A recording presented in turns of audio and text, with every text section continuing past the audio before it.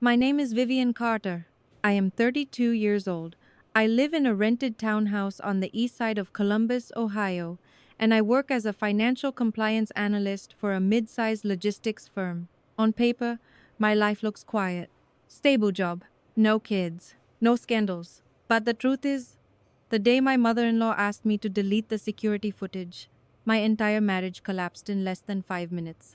I married Ethan Carter 4 years ago. He was charming, soft-spoken, and came from what everyone around us called a well-established family. His parents, Richard and Margaret Carter, owned multiple rental properties across the city. They hosted family dinners in houses with polished hardwood floors and framed photos of smiling relatives who looked permanently successful. Compared to them, I was invisible, the girl who married up, the outsider who should feel grateful. I never corrected that assumption. At the time, I was already earning more than Ethan. He worked freelance, inconsistent income, big dreams. His parents blamed the economy. I blamed nothing. I paid our bills. I handled our taxes. I managed our accounts. Quietly. Margaret liked to remind me, often and without subtlety, that the house we lived in was family property. That I was lucky. That Ethan had grown up surrounded by abundance. That women like me should appreciate stability instead of asking questions. Richard never said much. He preferred silence. The kind that watches. The first time I noticed something was wrong was not dramatic. There was no shouting, no cheating text. It was a single email notification from my bank, alerting me that a guarantor obligation had been updated. I assumed it was a mistake. I did not even tell Ethan.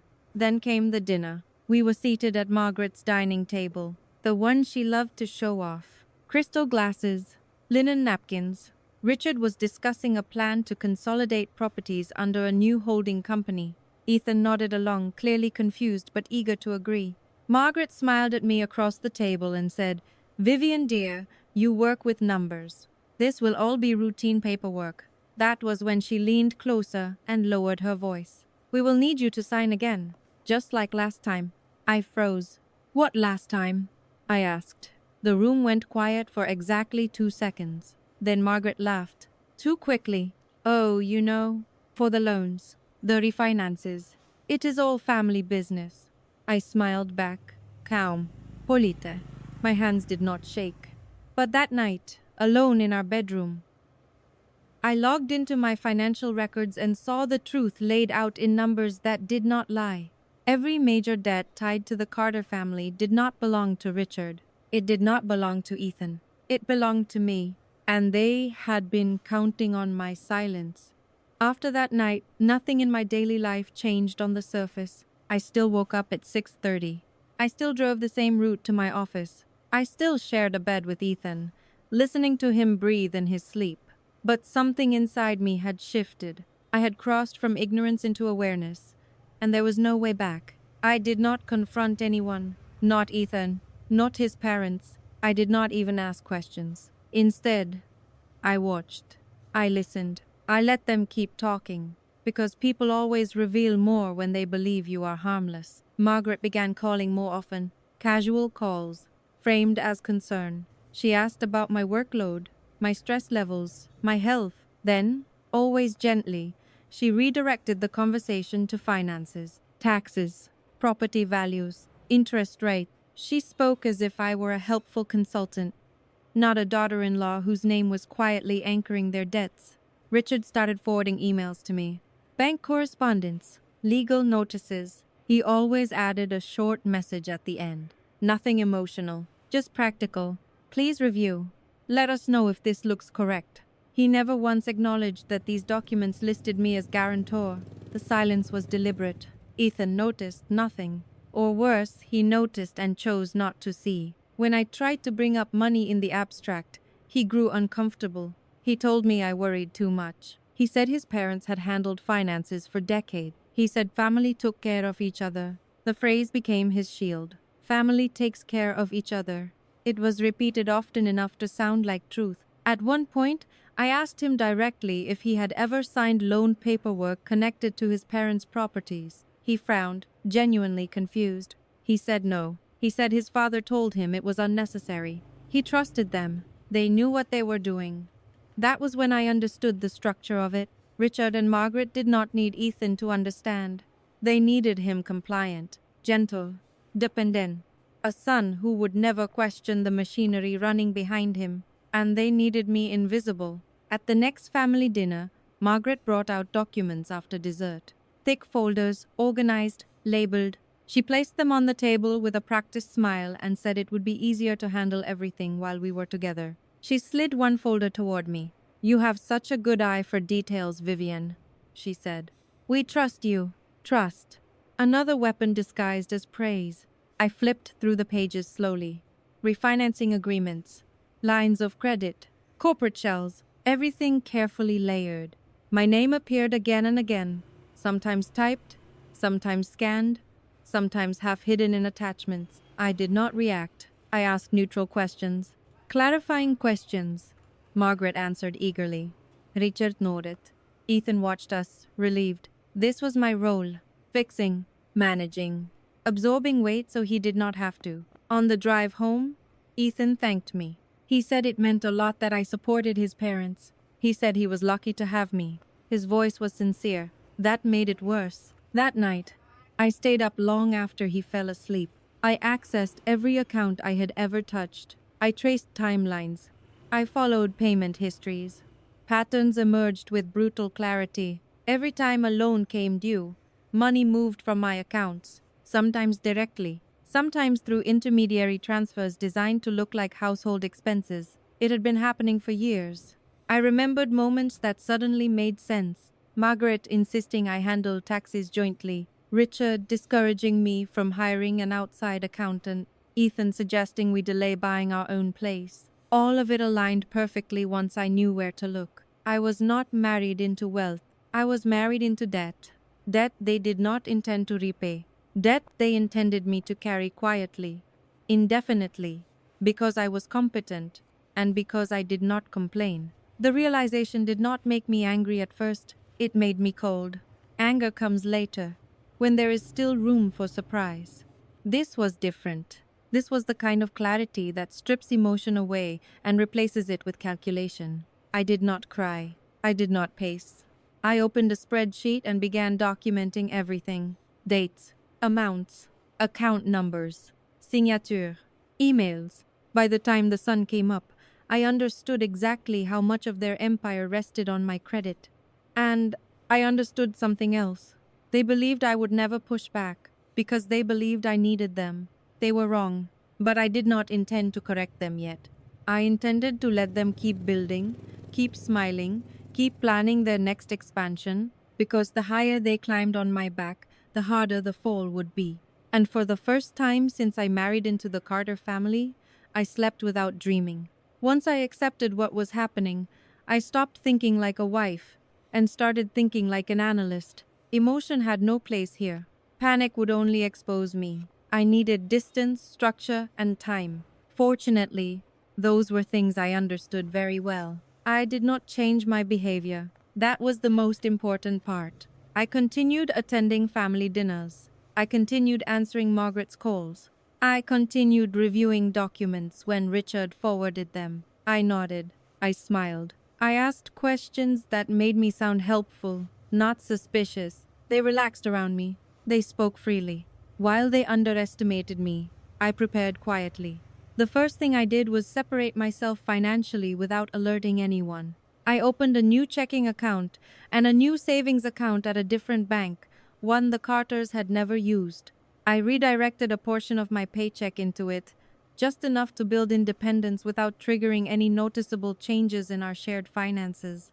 Ethan never checked. He trusted me completely. The second thing I did was schedule a consultation with a lawyer. I did not tell anyone I was meeting her. I took a half day off work and drove to a small office downtown, the kind that did not advertise aggressively and did not waste time on pleasantries. Her name was Laura Bennett, and she specialized in financial liability disputes and marital asset protection. She listened without interrupting as I laid everything out. When I finished, she leaned back in her chair and asked one question. "Did you ever knowingly agree to become the primary guarantor?" "No," I said. She nodded slowly. "That matters. Over the next several weeks, I met with her twice more. Each meeting peeled back another layer of the structure Richard and Margaret had built. They had used my income stability and clean credit history to shield themselves from risk. They had positioned me as a financial firewall, assuming that my marriage to Ethan would keep me compliant. Laura did not sugarcoat anything. She told me the exposure was real. The debt was legally tied to me. Walking away would require precision, not anger. Documentation would be everything. So I documented. I backed up every email Richard had sent me. I saved voicemail messages.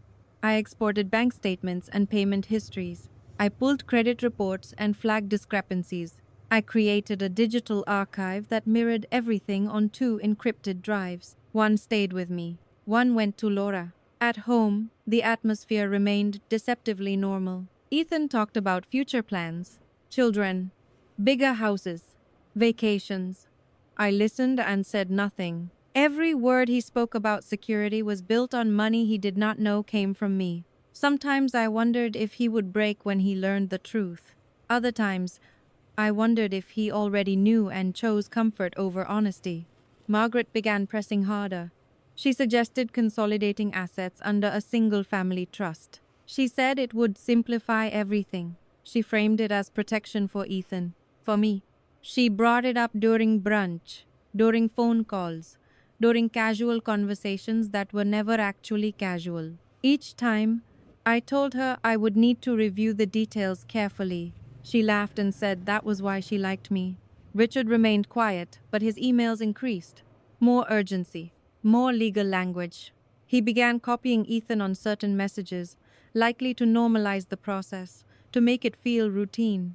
Ethan still did not read them carefully. He assumed I would handle it. He handled it.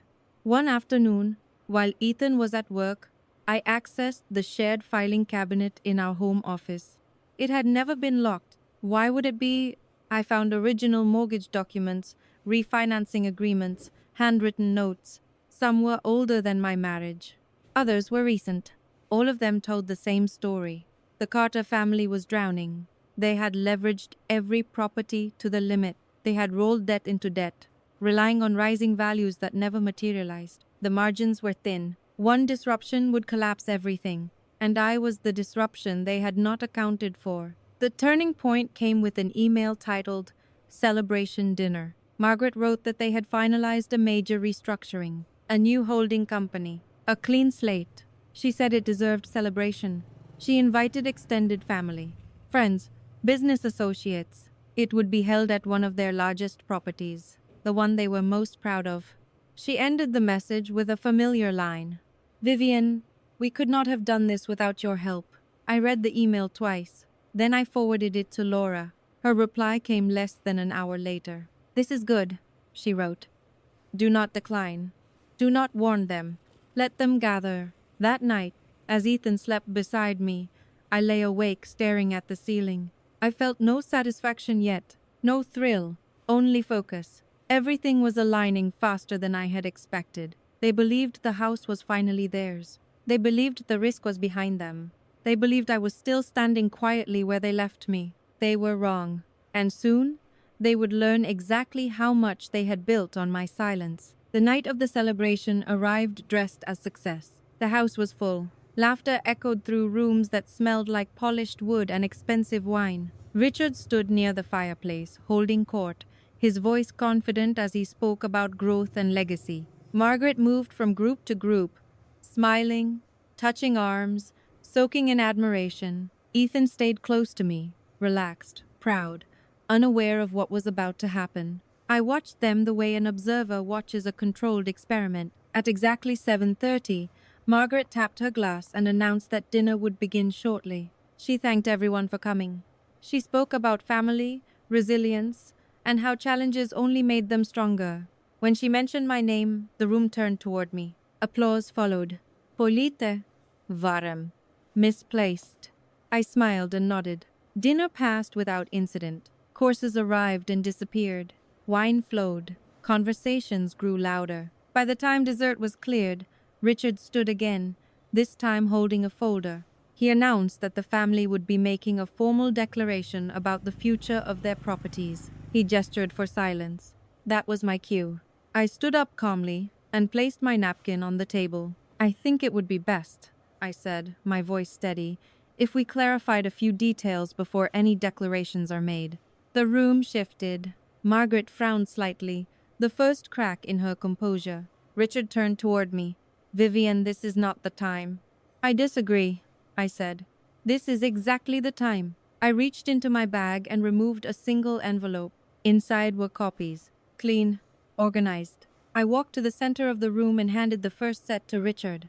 He looked down. His face changed almost immediately. Margaret stepped closer, peering over his shoulder. Her smile vanished. "What is this?" she demanded. "These," I said, "are the original loan agreements, refinances, and guarantor documents tied to every property currently under the Carter holding structure." A murmur rippled through the room. I handed another set to Margaret, then another to Ethan.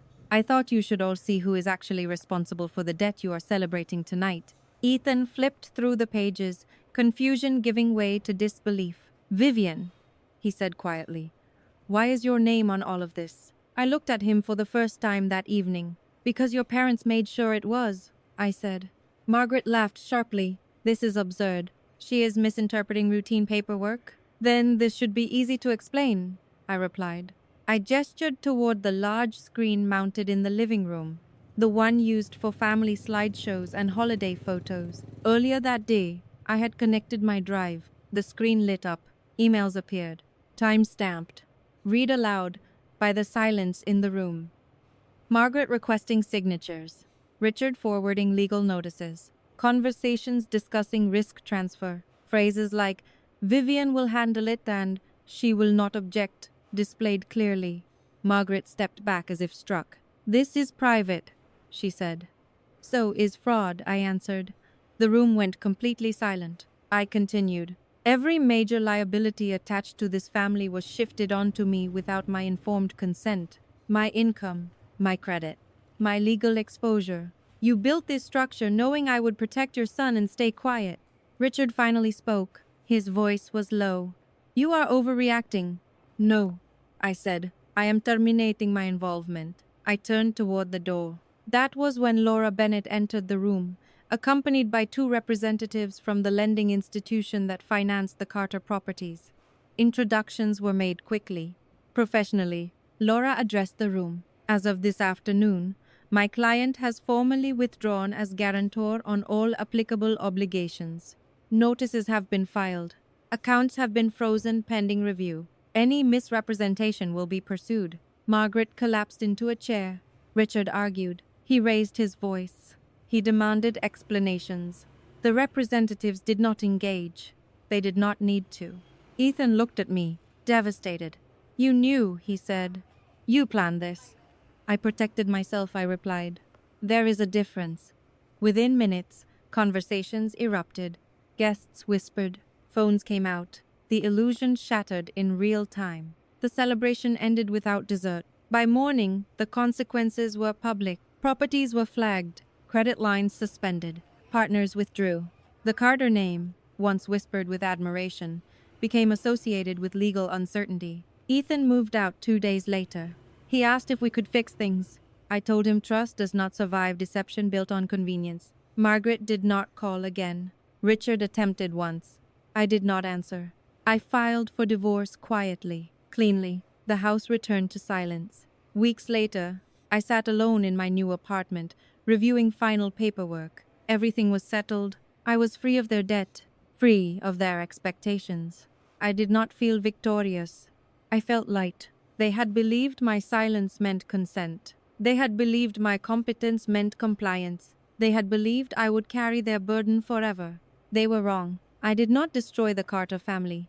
I simply stopped holding them together. I moved on quietly after everything ended. There were no speeches, no public statements, no dramatic exit. I changed my address, closed the last shared account, and returned my wedding ring without a note. The divorce finalized faster than I expected, mostly because there was nothing left to argue over once the truth was documented. Silence, this time, belonged to me. For a while, I waited to feel something grand.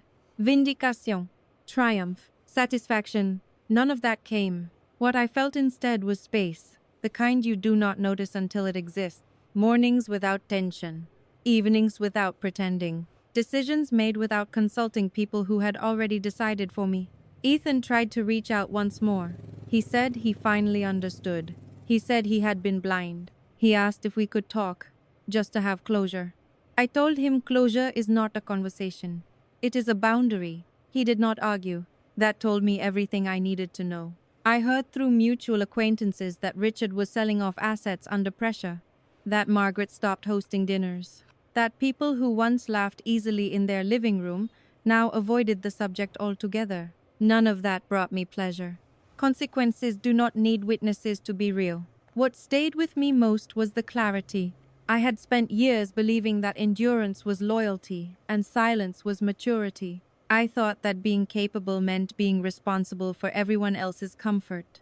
I was wrong. Capability without consent is exploitation dressed as trust. I learned something else too.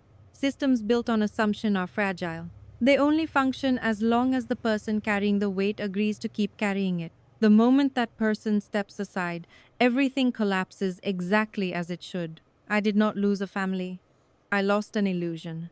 The idea that proximity guarantees respect, the belief that kindness must be proven through sacrifice. Those ideas cost me years. Letting them go gave me my life back. Today, my name stands alone on my accounts, my lease, my decisions. No one calls asking me to fix what they broke. No one forwards documents expecting my signature. The quiet is not empty. It is earned. If there is a lesson in what happened, it is not about revenge or victory. It is simpler than that. Pay attention to who benefits from your silence. Notice who calls you helpful instead of fair. Ask yourself whether the stability you are preserving belongs to you. I did not take anything from the Carter family. I took myself out of the equation, and without my silence holding it together, the structure failed on its own. That was not cruelty. That was accountability. And for the first time in years, I sleep knowing that what I build next will belong entirely to me.